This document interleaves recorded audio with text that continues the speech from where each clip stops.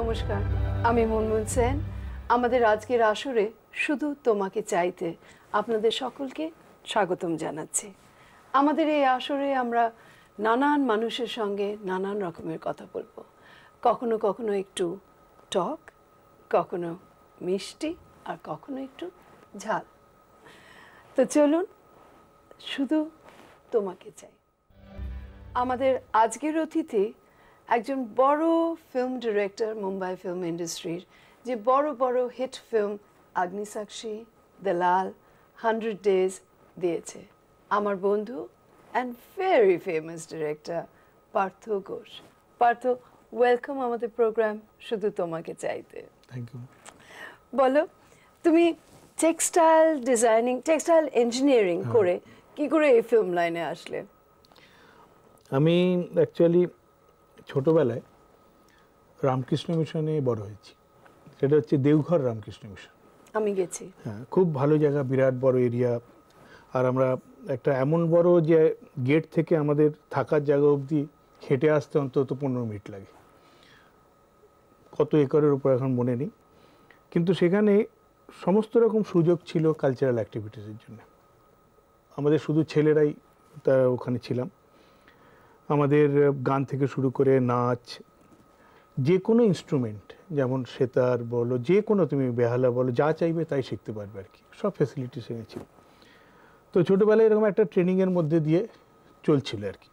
নাটক করেছি আমরা, নিজেরাই ডান্স করতাম, রবীন্দ্রনাথের কোনো নৃত্য নাটিকা, নিজেরাই গানের কম্পিটিশান হতো। গান আমি ভালো গাইতাম বলে বিভিন্ন রকম জায়গায় সুযোগও পেতাম। তো এই করতে করতে আমি আলটিমেটলি টেক্সটাইল জয়েন করি, কারণ বাড়ির সবাই। কি স্কুলে না কলেজে? না, কলেজ। এটা স্কুল লাইফের কথা বললাম। এটাও দেওঘরে? না, দেওঘরে হচ্ছে স্কুল, স্কুলিং। হ্যাঁ। তারপরে স্কুলিংয়ের পরে আর কি, তো অটোমেটিক সব বাড়িতেই চায় যে ছেলে কোনো ইঞ্জিনিয়ারিং বা ডাক্তার বা কিছু একটা হোক আর কি। তো অটোমেটিক্যালি টেক্সটাইলে আমি চান্স পেলাম বহরমপুর টেক্সটাইল কলেজ। বহরমপুর জায়গাটা ভীষণ ইন্টারেস্টিং এর জন্য, ওটা মুর্শিদাবাদের সাথে জুড়ে আছে। মুর্শিদাবাদ একটা হিস্টোরিক্যাল প্লেস, সিরাজউদ্দৌলা গেছিল। গঙ্গা ওখান দিয়ে ভীষণভাবে বয়ে চলেছে। আর আমাদের হোস্টেলটা খুব একটা ইন্টারেস্টিং জায়গায় ছিল, যার পাশে ইন্টারেস্টিং এর জন্যে যার পাশে একটা কবরস্থান ছিল আর কি। সেটা অনেক পুরনো আর কি, অনেক পুরনো, মানে ধরো 18th সেঞ্চুরি আর কি। তো সেটা ছিল আমাদের আর কি বসে গল্প করার জায়গা। তো এই নিয়ে বহরমপুরের টেক্সটাইলে যখন আমি পড়া শুরু করি আর কি, ঠিক সেই পিরিয়ডে আমার মধ্যে পার্টিকুলার ফিল্ম ডাইরেক্টর হওয়ার ইচ্ছেটা জাগে। কোন কারণে? কি দেখে? দেখে হচ্ছে ফিল্ম কবরখানা? না, ফিল্ম দেখে। কবরখানা আমরা গল্প করতে যেতাম, জানি, বললাম সেই অ্যাটমসফিয়ারের মধ্যে হয়তো ভূতের গল্প ভাবতে যে। হ্যাঁ, এটা তো। আর গল্প, প্রচুর গল্পের বই পড়তাম ওই সময়কার ভূতের গল্প থেকে শুরু করে বেশিরভাগ ক্রাইম থ্রিলার আর কি। হ্যাঁ, বিকজ তোমার মধ্যে সেই ব্যাপারটা আছে, থ্রিলার ব্যাপারটা আমার আছে মনের মধ্যে। কিন্তু সেটাই কথা না, বহরমপুরে তো একটাই সিনেমা হল। না, বহরমপুরে 5খানা সিনেমা। তাই বুঝি। আর একটা পিরিয়ড বিগিনিং সময় এরকম ছিল, কারণ আমি ছোটবেলায় বেশি ফিল্ম দেখতে পারিনি, কারণ অনেক বোর্ডিংয়ের অনেক রেস্ট্রিকশনের জন্য। তো হঠাৎ ছাড়া পেয়ে সিচুয়েশনটা এই হয়েছিল যে আমি মাসে প্রায় 40টা বই দেখতাম। 40টা সিনেমা মানে দিনে 2বার, আর 5টা হলে যে কোনো বই, দারা সিং থেকে শুরু করে তামিল, তেলেগু, ইংলিশ, যে কোনো যা বই লাগবে দেখবই আর কি। পড়াশোনা করতে না? তখন পড়াশোনা তো করছি, তো পড়াশোনা করেও যার আমাদের ভোরবেলায় হার্ডলি আমাদের টাইমিং হচ্ছে কলেজের টাইমটা, তারপরে সকালবেলার দিকে, বিকেলের দিকে তো ফ্রি। 6টা থেকে রাত 12টা অবধি আমাদের, তো 6টা 9টা 9টা 12টা, এই দুটো শো যে কোনো সময় দেখা যেত। তাছাড়া রোববার দিন ছুটি, সেগুলোও দেখা যেত। তো প্রচুর সিনেমা দেখতে শুরু করেছিলাম, প্লাস বই পড়তাম। ওই সময়কার বাংলা আর যত সমসাময়িক যত লেখক ছিলেন, সমরেশ বসু শুরু করে, যিনি আজ নেই, বা আরও সেই সময় যত, এবং আজ অবধি যারা আছে, শীর্ষেন্দু, যারা এখনও লিখে চলেছেন খুব ভালো, বিমল রায়, বিমল কর, অজস্র, বিমল মিত্র। তো তাদের বই পড়তে পড়তে এবং ফিল্ম দেখতে দেখতে, আর আমি যেহেতু একটা কালচারাল ব্যাকগ্রাউন্ড থেকে এসেছিলাম রামকৃষ্ণ মিশনে, যার জন্যে আমি কলেজের সমস্ত কালচারাল অ্যাক্টিভিটিসের একটা মেন উদ্যোক্তা হয়ে, মানে যদি কোনো ফাংশন হয় তো পার্থ করবে, যদি কোনো শ্মশানে বসে প্ল্যানিং হতো, প্ল্যানিং, যদি কোনো পেপার বের করা হয় ম্যাগাজিন বের করা হয় তো পার্থ করবে, যদি কোনো স্টেজে কোনো প্লে করা হয় তো পার্থ করবে, মানে এটা এই ধরনের একটা ব্যাপার তৈরি হয়ে গেছিল। তো সমস্ত কালচারাল অ্যাক্টিভিটিসের মধ্যে ঢুকতে শুরু করেছিলাম। আর সিনেমা দেখতে দেখতে মনের মধ্যে তৈরি হলো যে আমি বোধহয় ফিল্ম ডাইরেক্টর হতে পারবো। এত সহজ লাগলো আমার মনে হলো আর কি, মনে হওয়াটা সমস্ত সময় দেখেছি, মনে হওয়াটা তো সবসময় হয় না। এটা নিশ্চয়ই আমার প্রচন্ড একটা ভাগ্য বা কোনো একটা বলতে পারো আশীর্বাদ গাও। সেটা তো তুমি জানতে না তখন? না, আমি জানতাম না, আজকে বলছি, আজ এই মুহূর্তে বলছি যে যেটা আমি সেই সময় ভেবেছিলাম যে আমি একটা কিছু হব আর কি, যেটা আমার লাইন ছিল। আমাদের সবার একটা ইচ্ছে স্বপ্ন থাকে। লাইন ছিল না, আমি টেক্সটাইল পড়ছি আর যেখানে ফিল্ম লাইন আমার না কেউ কোনো না, বাট সেই কালে আগেকার দিনে তো সবাই ডিরেকশন জেনে শিখে আসতো না, হঠাৎ অন্য লাইনে ডাক্তার এসে গেল কি কেউ এসে গেল, এরকম হতো। এমন ছিল না যে আমার ফ্যামিলির কেউ ফিল্ম লাইনে ছিল। তো এনিহাও সেই সময় ইচ্ছে জাগলো এবং তখন আমি যত গল্প পড়তাম ওটা ফিল্ম হলে কেমন লাগবে সেটা ভাবতে শুরু করলাম আর কি। মানে ফিল্মে লিখতে শুরু করলে? না, স্ক্রিপ্ট লিখতে শুরু করিনি, কিন্তু মেন্টাল একটা প্রসিডিওর শুরু হয়েছিল। এই ধরো আমি একটা গল্পের বই পড়ছি, পড়তে পড়তে আমার সামনে ভিজুয়াল চলতে থাকতো আর কি, যেটা ফিল্মে হলে এরকম সিন হবে আর কি, স্টোরি বোর্ড আমরা যেরকম একে একে লিখি। তো এইটা ডেভেলপ হতে কিন্তু কোনো কানেকশন ছিল না। বাড়ির লোকেরা কোনো অবস্থায় আমাকে মানবে না যে আমি ফিল্ম লাইনে যাই, কারণ কেউ এই লাইনে কেউ নেই আমাদের। তো ওটা মনের মধ্যে তৈরি ছিল যে দেখি যদি কোনোদিন সুযোগ হয়। এবং সুযোগটা পাওয়ার জন্য আমি আসলে কলকাতাতেও টেক্সটাইলের প্রচুর চাকরি ছিল না, ছিল। আচ্ছা। কিন্তু আমি প্রথমেই বাড়িতে বলি যে আমি বোম্বেতে আসব, 3 মাসের জন্য চেষ্টা করব চাকরির, সেই 3 মাসের খরচাটা তোমরা আমায় দিও, যদি 3 মাসের মধ্যে আমি চাকরি না পাই আমি ফিরে আসবো কলকাতায়। এরকম একটা শর্তে রাজি করিয়ে বাড়িতে, মিথ্যে কথা বলে, হ্যাঁ, আমি যেদিন আমি মার্কশিট পাই, আমার সার্টিফিকেট পাই টেক্সটাইল ইঞ্জিনিয়ারিংয়ের, তার নেক্সট ডে বোম্বে মেলে চাকরি, একটা সুটকেস নিয়ে। কাউকে চিনতাম না বোম্বে, কোনো রিলেটিভ নেই, কোনো বন্ধু নেই, কিচ্ছু নেই, শুধু একটা অ্যাড্রেস ছিল, একটা দয়া লজ বলে শিবাজি পার্কে একটা লজ ছিল, যেটা আমাদের সিনিয়র স্টুডেন্ট যারা টেক্সটাইলের, যারা বোম্বেতে কাজ করতে যে তারা থাকতো। তো ওই একটা অ্যাড্রেস নিয়ে যে দয়া লজেই উঠতে হবে, কারণ টেক্সটাইলের ছেলেরা আমার সিনিয়র স্টুডেন্টরা আছেন, ওই অ্যাড্রেসটা নিয়ে আমি দাদারে নামি। তারপর কি হলো পার্থ? ফার্স্ট ব্রেক কোথায় পেলে, কি করলে? আমি অ্যাকচুয়ালি অনেক ভাবে চেষ্টা করতে শুরু করলাম যে কিভাবে দেখা হয়, কার সাথে দেখা হয় ফিল্ম লাইনে। এটা খুব পুরনো গল্প, মানে অনেকের কাছে শোনা গেছে, অনেকের বিষয়ে যে তারা একটা সুটকেস নিয়ে হাজির, বাস স্ট্যান্ডে দাঁড়িয়ে আছে, বড় একটা শহরে কি করবে, স্বপ্নগুলো কিভাবে। না, আমরা দয়ালজের কথা বলি, সেখানে তো জায়গা পাওয়া গেল, আর সিনিয়র স্টুডেন্টদের হাত ধরে 15 দিনের মধ্যে চাকরিও পাওয়া গেল। বাহ! কারণ তখন টেক্সটাইলের তখন একটা বিরাট বুমিং পিরিয়ড হচ্ছে, আর এটা হচ্ছে 1972 সেপ্টেম্বর মাসের কথা। তো এটা অনেক বছর হয়ে গেছে বোম্বেতে, 28 বছর। তখন textile business was just big, coming in big. তো তারপরে অনেক খোঁজাখুঁজি করতে করতে আলটিমেটলি বাসু ভট্টাচার্য অবধি পৌঁছাই। ওনার কাছে কেন? বাঙালি বলে? বাঙালি না, বাঙালি বলে না, বাঙালি বলেই অ্যাকচুয়ালি। বাঙালি কারণ নন বেঙ্গলি তো এমনি হিন্দিও খুব খারাপ বলতাম, সুতরাং নন বেঙ্গলি কাছে এখনো না, খুব একটা খারাপ বলি, আমার চেয়ে বেশি খারাপ বলো। তারপর তো বাসু ভট্টাচার্যের কাছে পৌঁছালাম কাউর থ্রু দিয়ে, এবং তারপর আলটিমেটলি তিনি বললেন না, আমার কাছে অ্যাসিস্ট্যান্ট তো আছে, তোমায় তো নিতে হবে, কিন্তু তোমার এত যখন ইন্টারেস্ট, তুমি আমার এডিটিংয়ে আসতে পারো, আমার যদি শুটিং হয় তাকে অবজার্ভ করতে পারো, পয়সা আমার দরকার, আমি চাকরি করছি। তো চাকরি আমি নিতে শুরু করলাম তখন মিলেতে, নাইট ডিউটিটা 12টা থেকে সকাল 7টা অবধি। তারপরে দৌড়ে কোনো রকমের স্নান টান করে আমি চলে যেতাম এডিটিং রুমে, একটা স্পেশাল এডিটিং রুম ছিল তখন বাসুদা, আর সেখানে শুরু হলো সারাদিন এডিটিং রুমে বসে, সেখানে কোনো ট্রায়াল হচ্ছে তো কোন বইয়ের ট্রায়াল হচ্ছে, অন্য রুমের মধ্যে গিয়ে আরো কাজ, এইভাবে শেখাটা শুরু হলো আর কি। এর মধ্যে মানিক চ্যাটার্জি, যিনি আজ নেই, বাসুদাও নেই, মানিক চ্যাটার্জি ব্রেক পেলেন এনএনসিপির একটা বই, নাম হচ্ছে ঘর, যাতে রেখা আর বিনোদ মেয়েরা ছিল। 1975-এর কথা এটা। 1975 উনি ব্রেক পেলেন, তো আমি মানিকদা আমি অ্যাসিস্ট্যান্টের এবার কাজ করবো আপনার সাথে। আমি বললাম ঠিক আছে, শুরু হোক, তুমি এসো, আসা যাওয়া করো। তো মানিকদার সাথে জুড়ে রইলাম, কিন্তু সেটা শুরু হলো 2 বছর বাদে, 1977-এ। 2 বছর এই বইটা আটকে রইল কোনো না কোনো কারণে, শুরু শুরুই হতে পারলো না, কোনো ডেট প্রবলেম, কিছু প্রবলেম। এনিহাউ 1977 বই শুরু হলো, আমি অ্যাসিস্ট্যান্টের কাজ পেলাম অফিসিয়াল অ্যাট লাস্ট।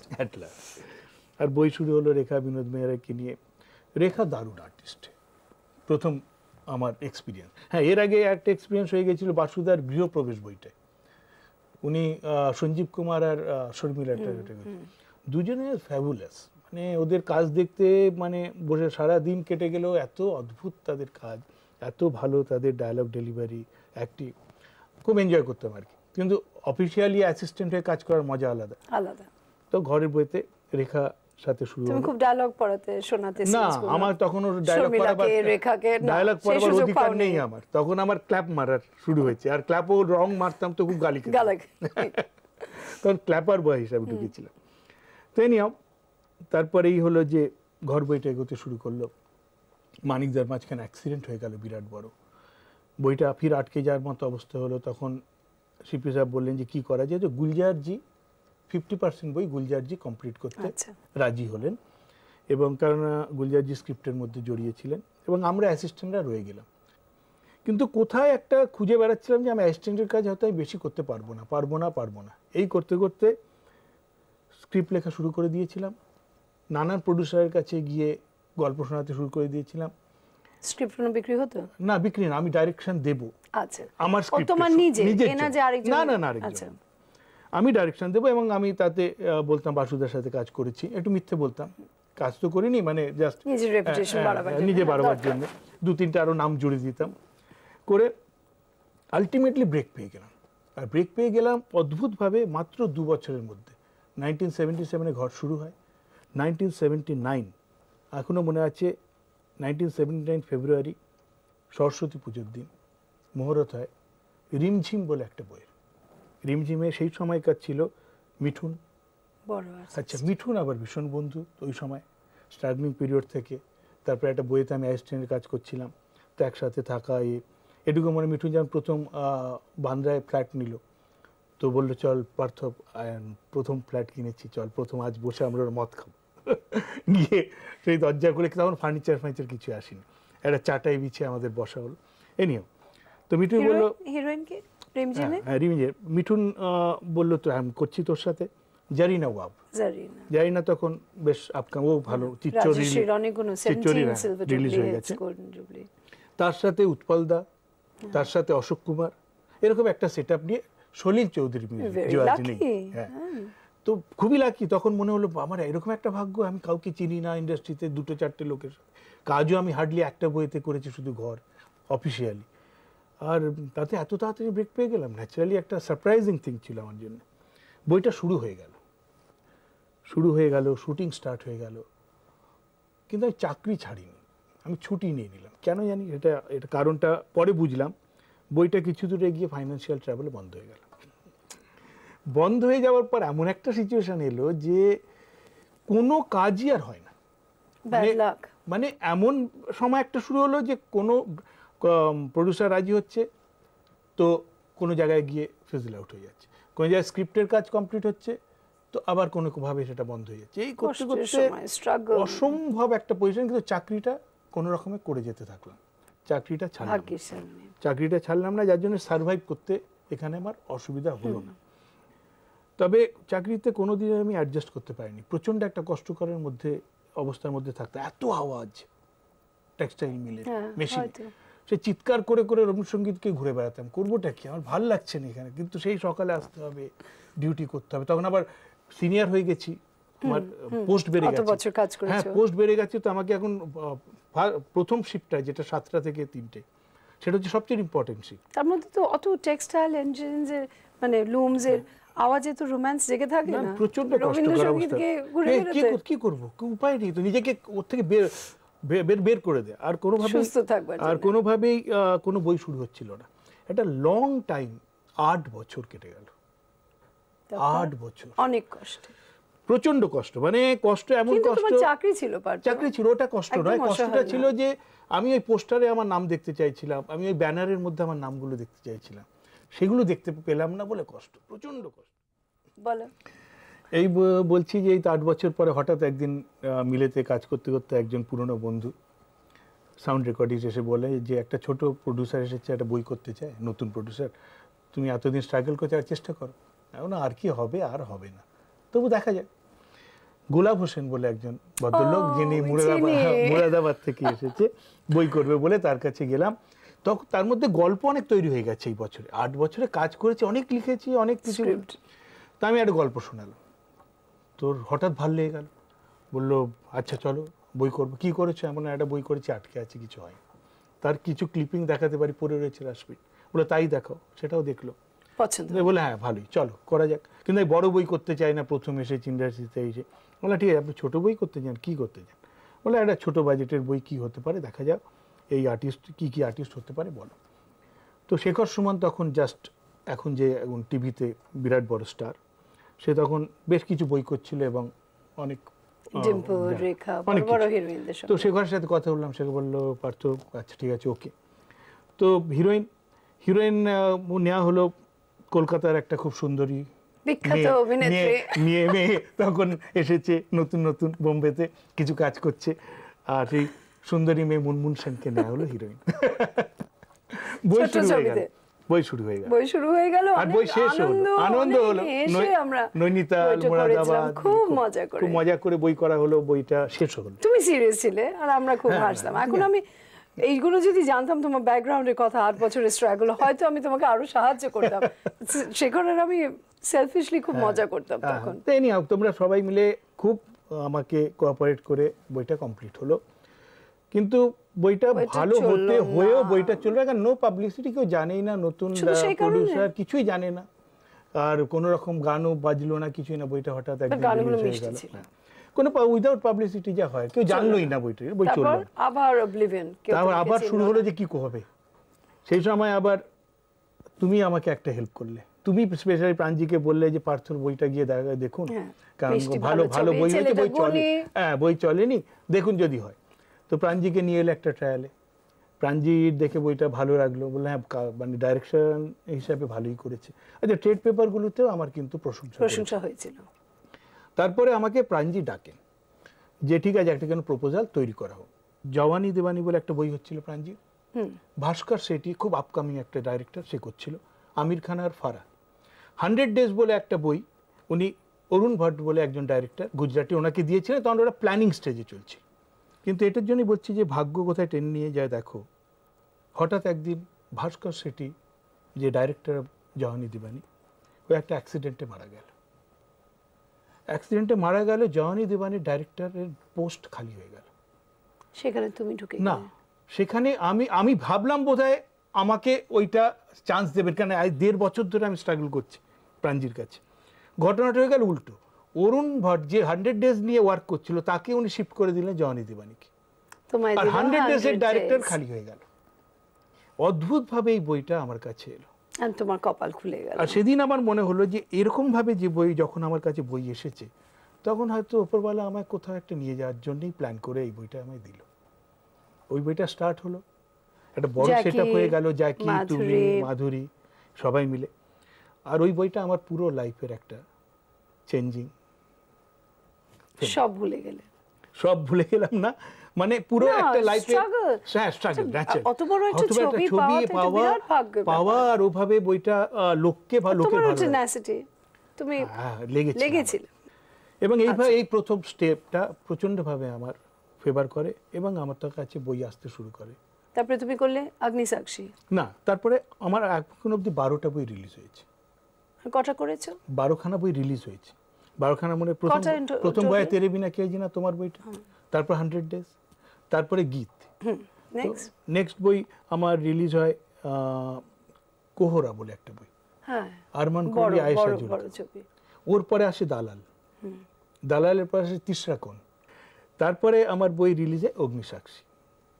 এই মুহূর্তে তুমি কি করছো? আমি জানি যে তুমি টেলিভিশন প্রোডিউসার হয়েছো। এই মুহূর্তে ও তো প্রোডাকশন, আমি নিজে ডাইরেক্ট করি। আমি তোমার ইচ্ছে করে না টেলিভিশনে ডিরেকশন দিতে? না, আসলে আমি টেলিভিশনে ডিরেকশন দিতে ইচ্ছে করার ব্যাপার, আমি তো দিয়েছি আগেও, দিতে ইচ্ছে করার ব্যাপার না। আমি ফিল্মের মধ্যে রয়ে আছি বলে আর স্ট্রাগল করছো না। তোমার স্ট্রাগল চলে গেছে। দেখো প্রবলেমটা কি জানো তো, এই লাইনে তো তুমি জানোই এভরি ফিল্ম হচ্ছে স্ট্রাগল। ওয়েল, আমিও স্ট্রাগল করে যাচ্ছি।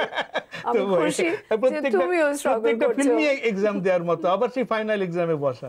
না, আমি চাই যে তোমার প্রত্যেকটা ফিল্ম টেস্টে তুমি পাশ করো, আর কোনো দিন ওই সুটকেস নিয়ে ল্যাম্প পোস্টের নিচে দাঁড়িয়ে থাকবে না আশা ভর্তি বুক নিয়ে যে আমার যেন কিছু হয়। ব্যাপার তো তোমার সব ছবির জন্য তোমাকে বেস্ট উইশেস, আর সকলকে আমাদের মনে রেখো, তুমি মনে রেখেছো, আর I hope fate really keep smiling on you. Okay, আমাদের শুধু তোমাকে চাই পার্থ ঘোষের সঙ্গে এতক্ষণ কথা বললাম, তার মনের কষ্ট, দুঃখ, struggle and in the end বিরাট সাকসেসের সব গল্প শুনলাম। আমাদের আবার দেখা হবে এর পরের সপ্তাহে ফর শুধু তোমাকে চাই।